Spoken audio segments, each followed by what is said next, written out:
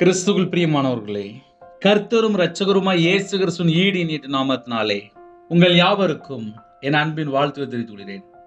தேவன் அருளிய அப்பம் பிரேயர் மினிஸ்டர் மூலமாக உங்களோடு சந்திப்பதில் மிகுந்த மகிழ்ச்சி அடைகிறேன். தினம்தோறும் இரவனத்திலே தூங்கும் முன்பாக பரிசுத்த வேதாந்தத்தின் ஒரு பகுதியை நாம் தியானித்து நம்முடைய குடும்ப பாதுகாப்பிற்காக நாம் ஜெபித்து வருகிறோம். தூங்கும் முன்பாக கேளுங்கள்.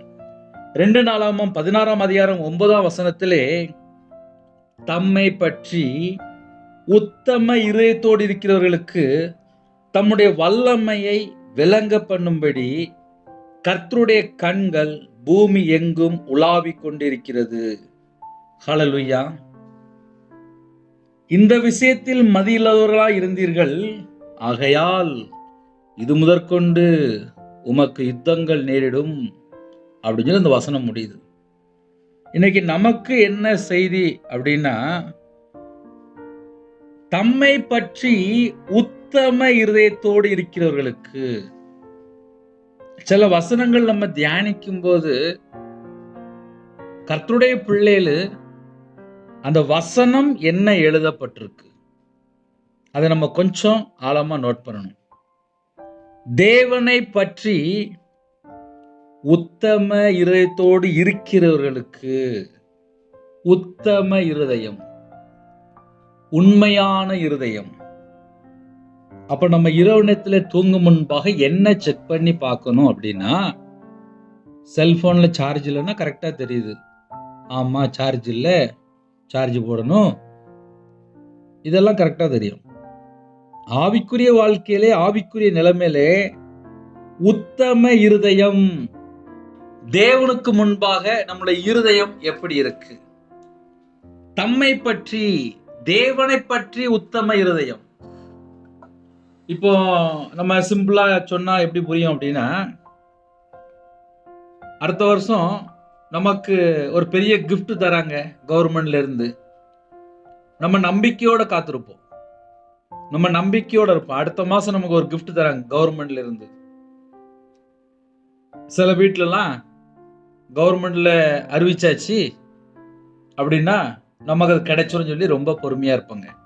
அடுத்த மாசம் சொன்ன தேதியில போய் கரெக்டா அந்த பணத்தை வாங்குறதுக்கு கரெக்டா ஷார்ப்பா இருப்பாங்க. ஏன்னா கவர்மெண்ட் நமக்கு அறிவிச்சிட்டு. ஸ்பிரிச்சுவல்ல தேவனை பற்றி, தேவனை பற்றி அப்படின்னா அவர் நமக்கு என்ன வாக்குத்தத்தம் பண்ணியிருக்காரு, அவர் நம்மளை எப்படி வாழ சொன்னாரு, அவர் எப்படிப்பட்ட தேவன், சகல அதிகாரமுடைய தேவன், சர்வ வல்லமுள்ள தேவன், அவரால் எல்லாம் செய்ய முடியும்.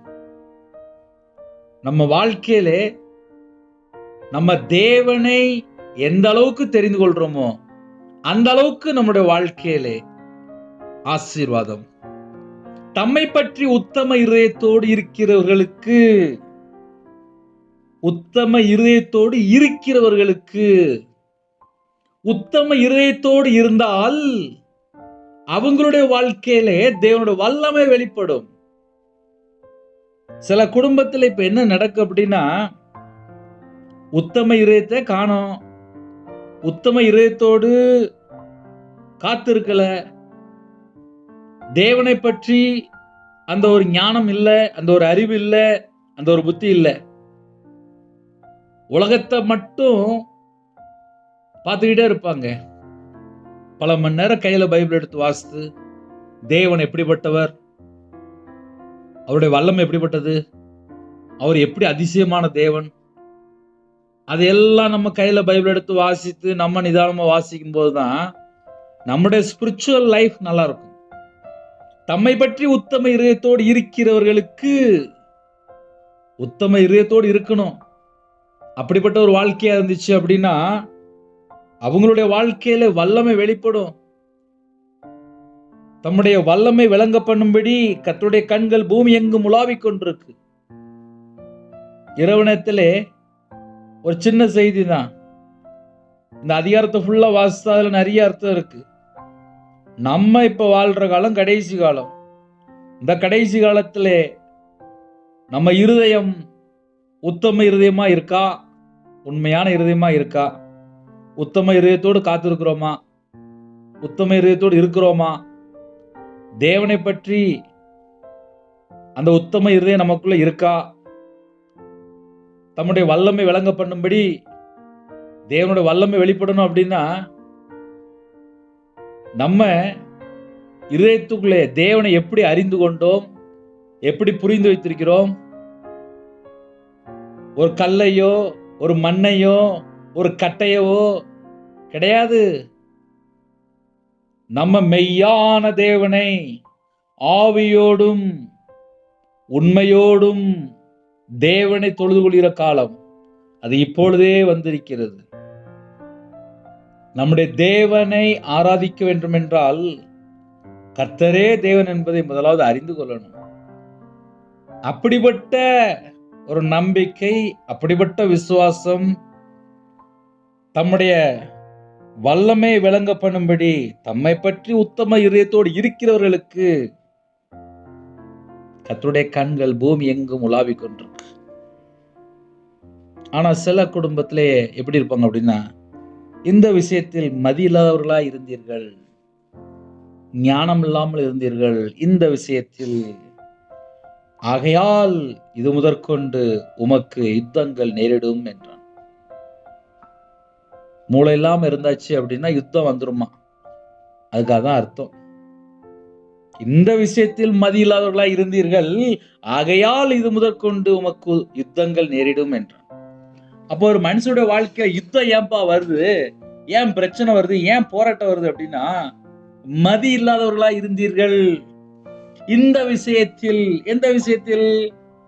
தம்மை பற்றி உத்தம இதயத்தோடு இருக்கிறவர்களுக்கு தம்முடைய வல்லமையை விளங்க பண்ணும்படி கர்த்தருடைய கண்கள் பூமி எங்கும் உலாவி கொண்டு இருக்கிறது. கர்த்தருடைய கண்கள் பூமி எங்கும், பூமி எங்கும், பூமி எங்கும். எல்லா நாட்டில் உள்ள ஜனங்கள் என்ன பண்ணிட்டு இருக்கிறாங்க? கர்த்தருடைய கண்கள் பூமி எங்கும் உலாவி கொண்டிருக்கு. அவருக்கு தெரியும். இப்ப என் பேர் ரவிராஜ், நான் திருநெல்வேலியில இருக்கிறேன். ரவிராஜுக்கு என்ன வேணும் பரலோகத்துல தேவனுக்கு தெரியும். நீங்க வேற நாட்டுல இருந்து சரி கேட்பீங்க, உங்க வீட்டுக்குள்ள உங்களுக்கு என்ன வேணும் பரலோகத்துல தேவனுக்கு தெரியும். ஐயா நான் ரொம்ப கடன்ல இருக்கேன், தேவனுக்கு தெரியும். நான் வியாதியோடு பலவீனத்தோடு இருக்கேன், தேவனுக்கு தெரியும்.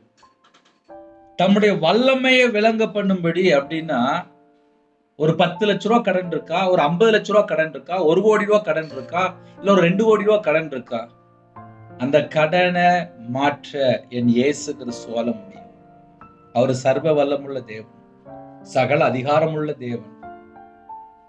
அப்ப அவருடைய வல்லமை விளங்க பண்ணும்படி அவர் மேல வச்ச நம்பிக்கை எப்படி இருக்கு? அதான் தம்மை பற்றி உத்தம இருதயம். தம்மை பற்றி உத்தம இதயத்தோடு இருக்கிறவர்களுக்கு அப்படி இருக்கணும். 2016 முழு நேர ஊழியத்துக்கு வந்தேன். 2016 வியாபாரத்துல கடன்ல கஷ்டப்பட்டு ஊர் விட்டு போயிட்டேன். 40 நாள் பாஸ்டிங் போடும்போது அபிஷேகம் பண்ணினார், சாவி கொடுத்தாரு, ஊழியத்துக்கு அழைத்தார். இப்ப 2026 ஆச்சு. கர்த்தருடைய கிருபை மட்டுமே. ரவிராஜ் உயிரோட இருக்கேன், குடும்பமா கர்த்தருக்கா ஊழியம் பண்றோம் அப்படின்னா கர்த்தருடைய கிருபை மட்டுமே. அப்ப நீங்க எந்த நாட்டுக்குள்ள எந்த இடத்துல நீங்க செய்தி கேட்டாலும் சரி, நீங்க இயேசுவை நம்பினால் நித்திய ஜீவன் உண்டு, தீர்காயுசோடு இருக்கலாம், சமாதானத்தோடு இருக்கலாம், ஆசீர்வாதத்தோடு இருக்கலாம், விடுதலையாக்கப்பட்ட சந்ததியா இருக்கலாம், சுதந்திரமா இருக்கலாம். சந்ததி சந்ததி ஆசீர்வதிப்பார், தலைமுறை தலைமுறை ஆசீர்வதிப்பார். அவர் இரக்கமுள்ள தேவன், மகா இரக்கமுள்ள தேவன். அவர் மன்னிக்கிற தேவன், மன்னிக்கிறதற்கு தயவு பெருத்திருக்கிற தேவன். என்னால் தேவன் சொல்லுகிற என்னால் எல்லாம் செய்ய முடியும், எல்லாம் செய்ய முடியும். அவரால் எல்லாம் செய்ய முடியும். உங்க வீட்டுல எந்த பிரச்சனையா இருந்தாலும் சரி, ஒரு இமை பொழுதுல மாத்திடுவார். என் வாழ்க்கையிலே எனக்கு அபிஷேகம்னா என்னன்னு தெரியாது, பரிசுத்த ஆவியான எப்படிப்பட்டது தெரியாது, ரட்சிப்புனா தெரியாது, பிதா குமாரன் பரிசுத்த ஆவியான தெரியாது. என்னைக்கு கையில பைபிள் எடுத்து வாசித்தனோ இருதய மனக்கண்களை திறந்தார். நான் 11 வயசுல வேலைக்கு போனாலும் எழுத்துக்கூட்டி தான் வாசிக்க ஆரம்பிச்சேன். கிருபையை தந்தாரு. வேதத்தை வாசிக்கும் போது கண்ணீரோடு வாசிக்க கிருபை தந்தாரு. அதுக்கப்புறம் என்னோட வாழ்க்கையில ஒரு மாற்றம், மனமாற்றம், மனம் திரும்புதல். என்னுடைய பாவத்தை மன்னிங்க. அப்ப தேவன் பக்கம் கிட்டி சேர சேர சேர தம்முடைய வல்லமையை விளங்க பண்ணும்படி உத்தம இதயத்தோடு இருக்கிறவர்களுக்கு நைட் நேரத்தில் உட்காந்து பல மணி நேரம் உட்காந்து பைபிள் வாசிப்பேன். அப்படி பைபிள் வாசிக்கும் போது ஆச்சரியமா இருக்கும். ஏன்னா வசனத்து மூலியமா பேசிட்டு இருப்பாரு. அந்த அனுபவம் நமக்கு வேணும். தேவனை பற்றி உத்தம இதயத்தோடு இருக்கிறவர்களுக்கு நைட்டு தூக்கம் வரல அப்படின்னு அந்த செல்போனை எங்கேயோ ஓரமா தூக்கி வைங்க, கையில பைபிள் எடுத்து வாசிங்க, எல்லா பிரச்சனையும் சரியாயிரும். சில வீட்டிலலாம் பிரச்சனை தலைக்கு மேல இருக்கு. அதான் வசனம் அழகா தெளிவு எழுதப்பட்டிருக்கு. வருத்தப்பட்டு பாரம் சுமக்கிறவர்களே நீங்க எல்லாரும் என்கிட்ட வந்துருங்க அப்படிங்கிறாரு. மனுஷன்ட்ட போய் நிக்க கூடாது, ஏசுட்ட போய் நிக்கணுமா? அதான் நமக்கு கிருபை. நாள்தோறும் புது கிருபை. இரவு நேரத்தில் ஜெபிக்க போறோம். இன்னைக்கு ஃபுல்லா பாதுகாத்தார்ல, நன்றி சொல்லுவோமே. உத்தம இதயத்தோடு தேவனை தேடுவோம். தம்முடைய வல்லமை விளங்க பண்ணும்படி கர்த்தருடைய கண்கள் பூமி எங்கும் உலாவி கொண்டிருக்கு. ஆனா கர்த்தரை விட்டு தள்ளி போயாச்சு அப்படின்னா உடனே ஆபத்து ரெடியா இருக்கு. அதே வசனத்தை போட்டிருக்கு. இந்த விஷயத்தில் மதியில்லாதவர்களா இருந்தீர்கள், அறிவில்லாமல் இருந்தீர்கள் அப்படிங்கிறது. ஆகையால் இது முதற்கொண்டு உமக்கு யுத்தங்கள் நேரிடும் என்றான். அப்ப பிரச்சனை எங்கேருந்து ஆரம்பிக்க அப்படின்னா, ஒரு மனுஷன் தேவனை அறிந்து கொள்ள வாழ்க்கையில் ஆசீர்வாதம். தேவனை விட்டு தள்ளி போய் மதியில்லாதவர்களா இருக்கும் போது அவனோட வாழ்க்கையில யுத்தங்கள் உண்டாகுது. அப்ப நம்ம கர்த்தருடைய பிள்ளைகள் எவ்வளவு ஞானமா இருக்கணும். அதை மட்டும் நம்ம கொஞ்சம் ஆராய்ந்து பார்த்து கண்களை மூடி நாம் ஜெபம் செய்வோம். எங்களை அதிகமாய் நேசிக்கிற அன்புடன் அந்த பரிசுத்தமுள்ள நல்ல பிதாவே நன்றி சொல்லிடும்பா. இந்த நாள் முழுது கர்த்தர் பாதுகாத்த கிருபைக்காக நன்றி. கர்த்தருடைய கண்கள்ல அப்பா எங்களுக்கு கிருபை வேணும்ப்பா. எங்க வாழ்க்கையில நாங்க கர்த்தரை விட்டு எங்க தள்ளி போனோமோ அந்த குறைகள் எங்களுக்கு மன்னிச்சிருங்கப்பா.